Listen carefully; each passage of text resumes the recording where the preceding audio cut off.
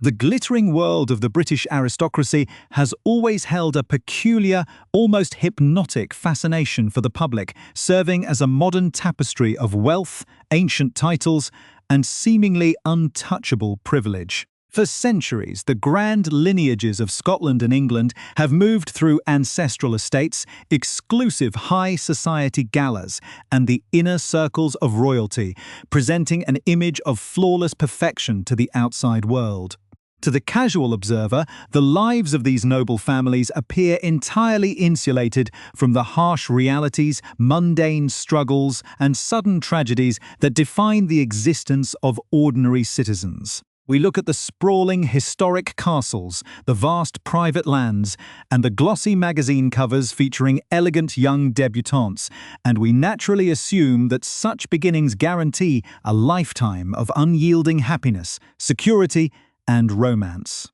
It is a comforting cultural myth, a fairy tale narrative that the public eagerly consumes, reinforcing the idea that some individuals are simply born under a luckier star, forever protected by their heritage and fortune. Yet, behind the towering stone walls of Britain's most magnificent stately homes, away from the flashing cameras of society photographers and the bright lights of royal courtships, lies a very different and far more complicated reality. The gilded cage of aristocracy offers no true shield against the unpredictable cruelty of fate, and the higher one climbs in the estimation of the public, the more devastating the eventual fall can truly be. History is quietly littered with the stories of those who seemingly possessed everything the world could offer, only to find themselves navigating a dark labyrinth of financial ruin, public scandal, and profound personal grief.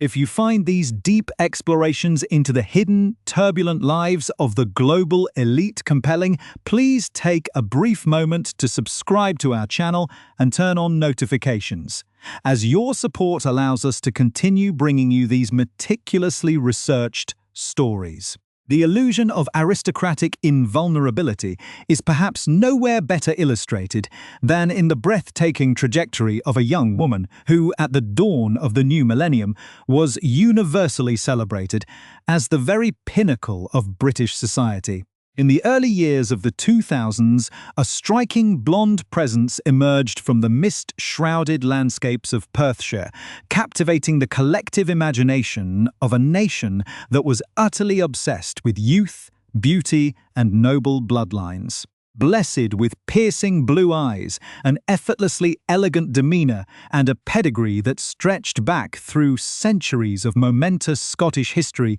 she became an instant sensation in the ultra-competitive circles of high society. The national press quickly took notice of this enchanting figure, celebrating her radiant appearance and her impeccable aristocratic credentials, with a fervour that was rarely seen even in a country obsessed with class. It was an era of intense media scrutiny, a time when the public hungered for glamorous figures who could bridge the gap between ancient tradition and modern celebrity culture, and she fit the role with absolute perfection. Journalists and commentators scrambled for superlatives to describe her impact on the social scene, and it was not long before she was officially bestowed with a title that would follow her for the rest of her life, being hailed across the nation as the most beautiful girl in Great Britain. This was not merely passing tabloid hyperbole, but a sentiment shared by the most serious arbiters of style and status,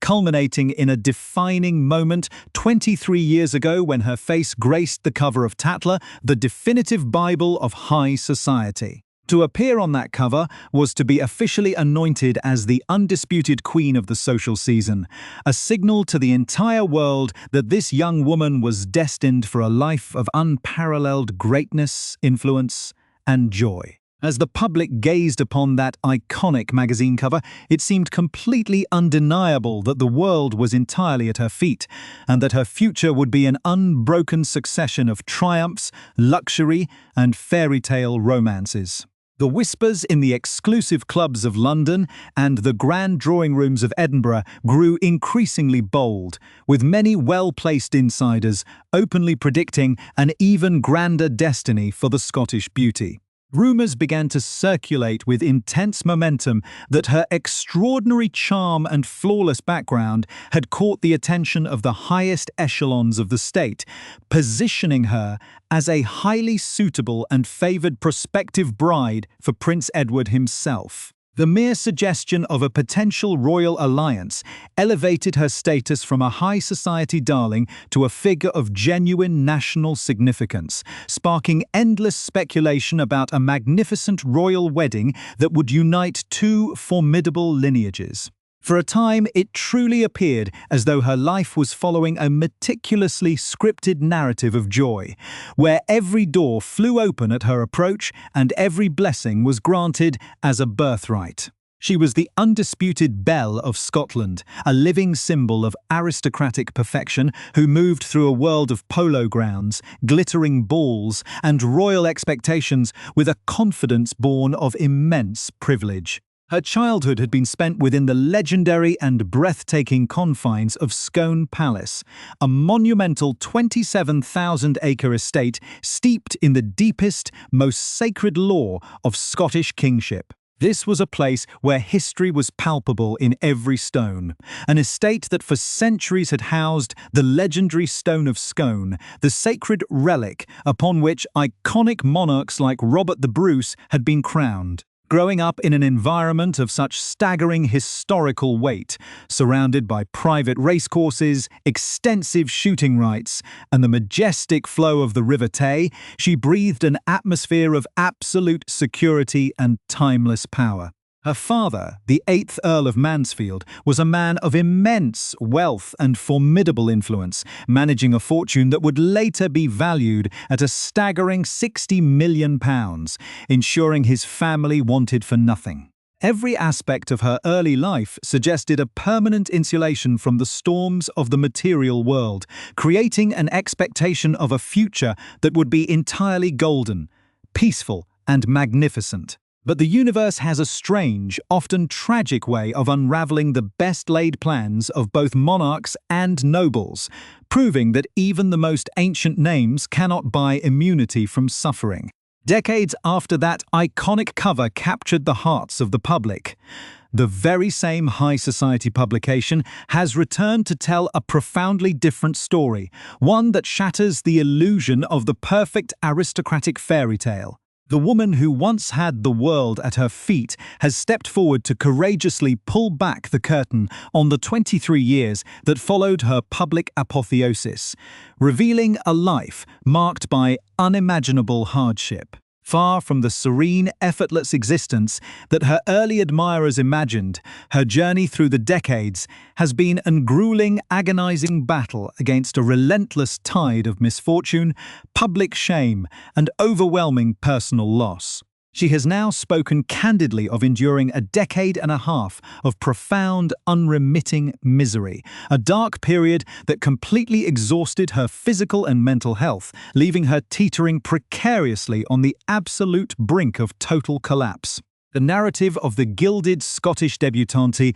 has been replaced by the stark, haunting reality of a woman who was forced to wage a desperate war to save her home, her family's honour, and her very sanity. The sheer scale of the challenges she faced is enough to stagger the imagination, encompassing a series of public crises and private tragedies that would have broken even the most resilient of spirits. From the agonizing humiliation of a highly publicized, scandalous criminal trial involving her own brother, to the devastating, catastrophic collapse of a historic family business that left millions of pounds in debt, the blows fell with terrifying regularity. She watched in horror as the immense wealth that had once defined her family's security evaporated, replaced by the looming, terrifying spectre of bankruptcy and a brutal, exhausting legal war against one of the largest financial institutions in the world. And yet, even as she fought with every ounce of her strength to stabilize her crumbling world and protect those she loved, the ultimate, most devastating blow was still waiting for her in the shadows of her private life. The sudden, completely unexpected death of her devoted husband at the age of 54 shattered the fragile peace she had fought so desperately to build, plunging her into a deep, consuming ocean of grief that stays with her to this very day. As she reflects on the long, painful path that brought her from the heights of Scone Palace to the depths of emotional and financial despair, she admits that she was forced to go on a harrowing internal search just to find her mind, her heart, and her body. The story of her survival is a gripping, emotional epic that challenges everything we think we know about privilege, wealth, and the true cost of an aristocratic name, a narrative that begins to darken significantly as the true nature of her family's hidden trials comes to light. The journey from the pinnacle of societal adoration to the dark depths of personal and financial crisis does not happen overnight, but rather through a series of gathering storms that slowly erode the foundations of even the most secure lives. For the woman who had once been celebrated as the undisputed belle of Scotland, the first fractures in the fairy tale narrative began to appear not in her own household, but within the broader circle of her immediate family, where an unexpected and deeply disturbing crisis would soon threaten to destroy their prestigious name forever. In the year 2012, ripples of profound shock, disbelief and horror ran through the tightly knit, exclusive networks of the British aristocratic set when news broke of a severe criminal allegation involving her younger brother, James Murray. The son of the wealthy 8th Earl of Mansfield, an old Etonian who was working quietly as an information technology consultant, suddenly found himself thrust into the glare of an intense and highly damaging public spotlight. He was formally accused of a truly heinous crime, specifically the rape of a vulnerable 16-year-old foster girl, an assault that allegedly took place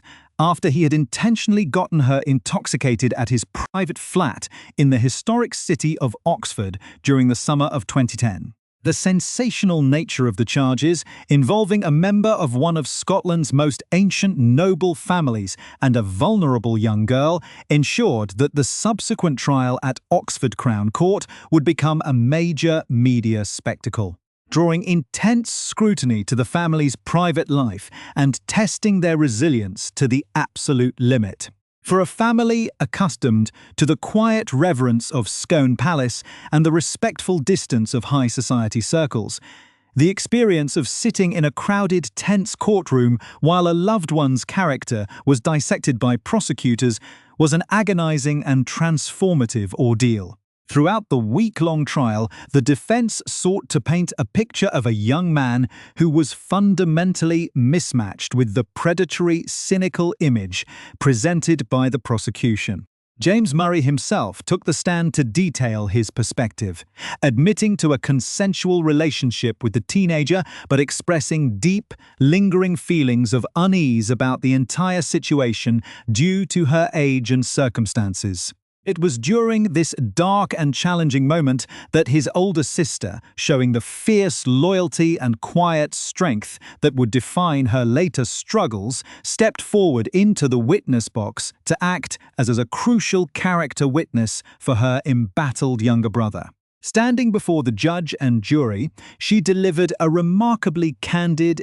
emotional, and protective assessment of her brother's core personality, attempting to make the court understand that his true nature was the polar opposite of a calculated predator. She described James to the court as a deeply naive, gentle, and overly trusting individual who was inherently incapable of malice, but tragically easy for more cynical people to take advantage of. To illustrate this profound lack of assertiveness and defensive instinct, she shared a poignant family anecdote with the court, recounting an incident where James had kindly lent his personal motor vehicle to a friend for a single day, only for that individual to essentially keep the car for an extended period, forcing James to travel humbly by public bus for an entire week. She explained that when she had fiercely demanded that he assert himself and take his property back, James simply lacked the aggressive drive or cynicism to do so,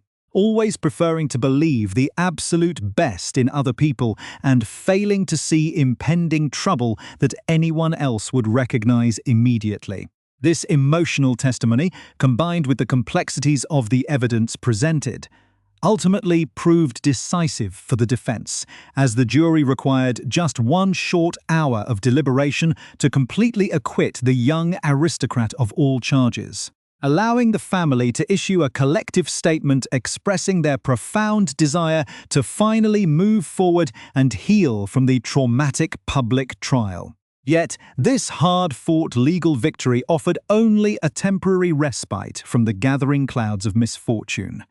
as the true weight of her destiny was about to shift directly onto her own shoulders and those of her devoted husband, John Bullough. Instead of choosing the predictable path of marrying into the British royal family, as many elite commentators had so confidently predicted during her youth, she had chosen a different kind of partnership. Marrying the former Scots Guard officer and charismatic heir to a unique commercial legacy in a magnificent 25-year union that began with a grand 500-guest reception at Scone Palace in 1998. John Bullough was a man of immense community spirit, a brave Gulf War veteran who would later be honoured by the Queen with an MBE for his heroic work in founding Scotland's charity air ambulance and raising over £50 million to keep it operational, saving countless lives across the rugged Scottish terrain.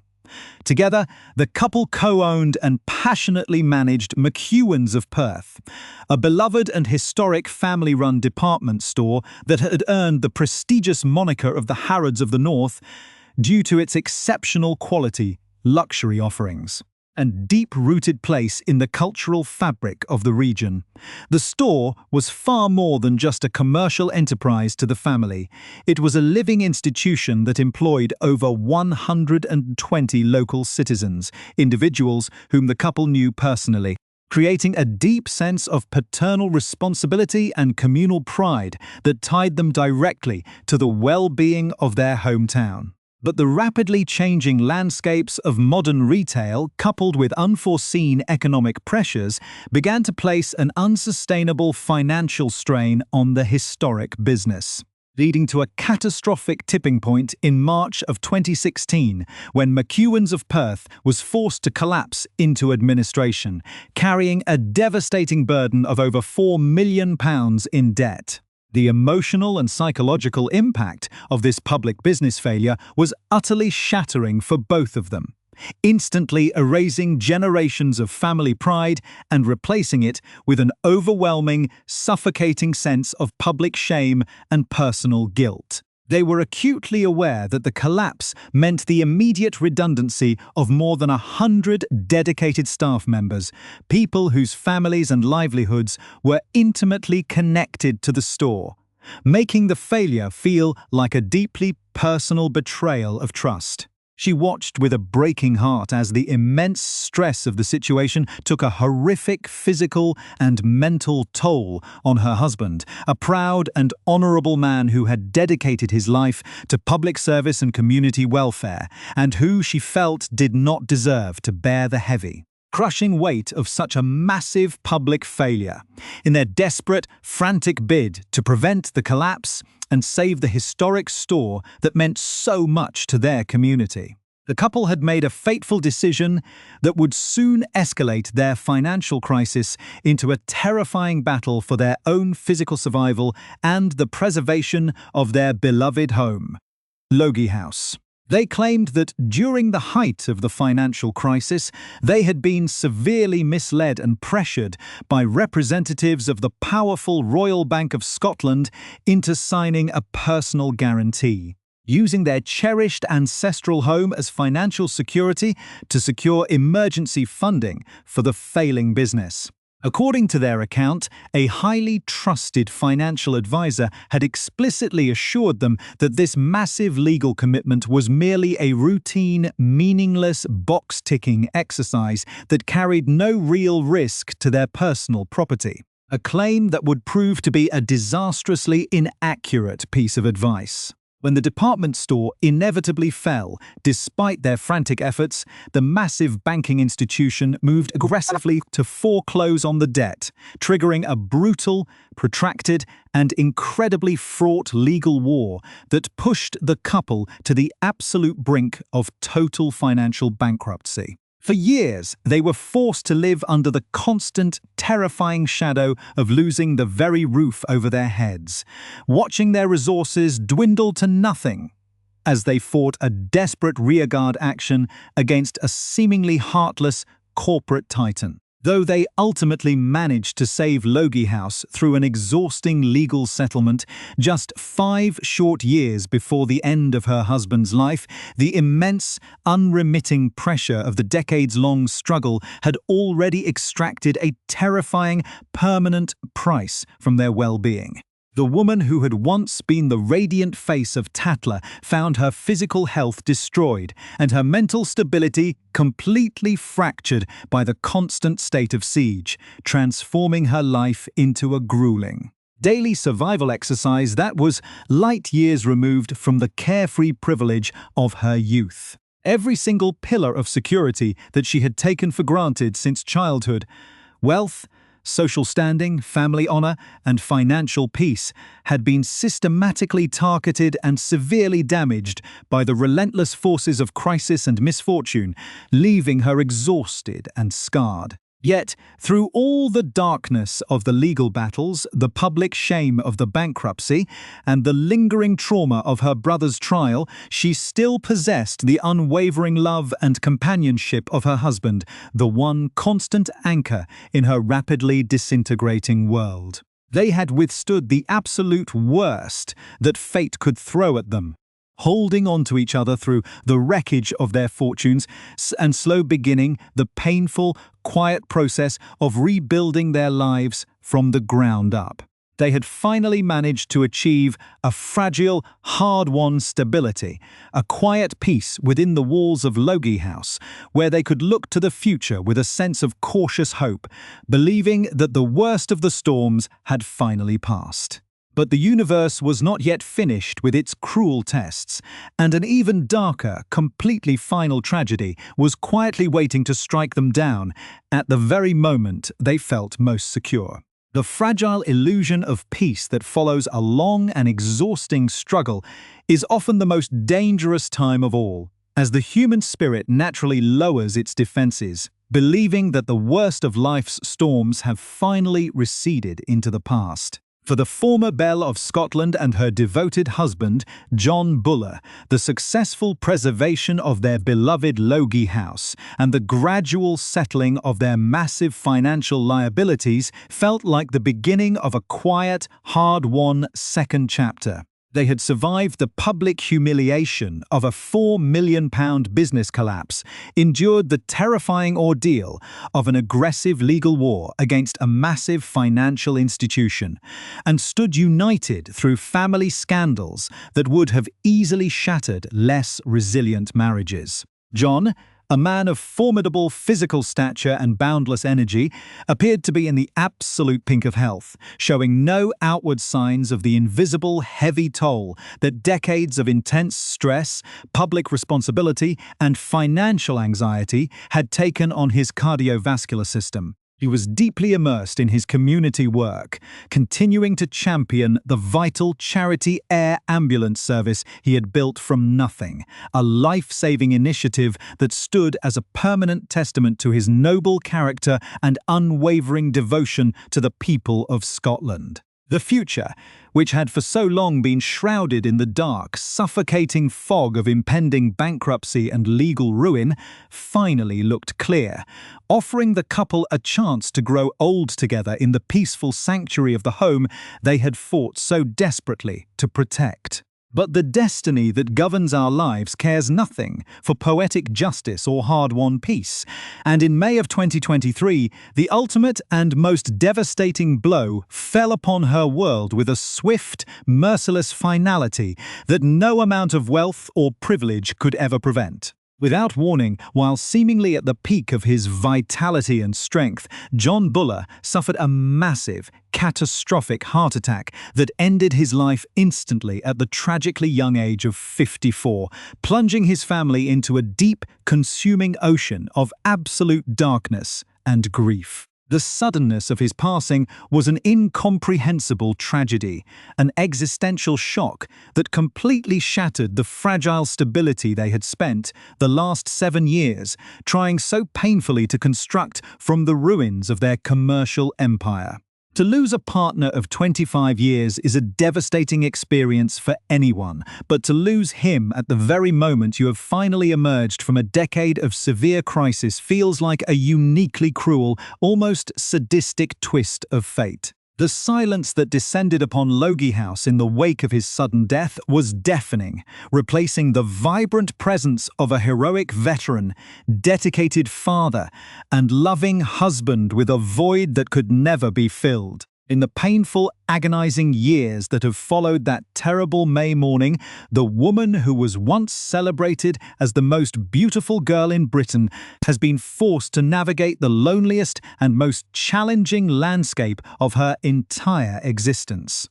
She now finds herself raising their 23-year-old son, Hercules, entirely by herself, carrying the immense weight of her family's historic legacy and the daily management of their estate without the man who had been her constant anchor for a quarter of a century. The grieving process for an aristocratic widow living in a historic ancestral home is a unique form of isolation, where every grand room, every piece of antique furniture, and every shadow on the wall serves as a permanent, unchanging monument to what has been lost. Yet, in a remarkable testament to her psychological resilience and deep capacity for love, she has found a strange, comforting solace in the very environment that witnessed their greatest struggles and triumphs. She has recently spoken with profound poetic candor about this ongoing emotional journey, admitting that 3 years after his tragic passing, she still thinks of John every single minute of every single day, and that his memory remains completely intertwined with her daily existence. Rather than fleeing from the home that they fought so hard to save from the foreclosure actions of the banks, she has chosen to remain there, drawing a deep sense of spiritual strength from the physical spaces they shared. She describes his enduring presence as a comforting reality, noting that he is absolutely everywhere within the walls of Logie House and that his unique DNA is permanently stamped into the very fabric of the building itself. In her deeply moving reflections, she admits that living in the house has been incredibly helpful to her healing process, because every corner reminds her of his strength, his kindness, and the profound love that sustained her through the darkest chapters of her life. She does not hide from the immense scale of her loss. Instead, she confronts it daily, choosing to honor his memory by continuing to stand tall in the face of adversity, a proud mother and a resilient survivor of life's most brutal transformations. Her return to the pages of high society media is not a triumphant boast of wealth or a superficial display of privilege, but a courageous, vulnerable message to a world that often forgets the shared humanity beneath titles and crowns. She stands as a living, breathing warning that the best-laid plans of the elite can go completely awry, and that true nobility is not defined by a £70 million fortune or a flawless magazine cover, but by the quiet dignity with which one rebuilds a shattered life. Her journey from the golden childhood of Scone Palace through the terrifying valleys of public scandal, corporate bankruptcy, and intense marital grief has transformed her from a society idol into an inspiring symbol of enduring human strength. The fairy tale that the public imagined for her 23 years ago may have completely dissolved into the harsh realities of debt and sudden death. But the story she has written in its place is far more profound, authentic, and genuinely magnificent. It is a story of a woman who lost almost everything the material world could offer, yet managed to find her mind, her heart, and her body in the wreckage, proving that the brightest light is often found in the deepest darkness.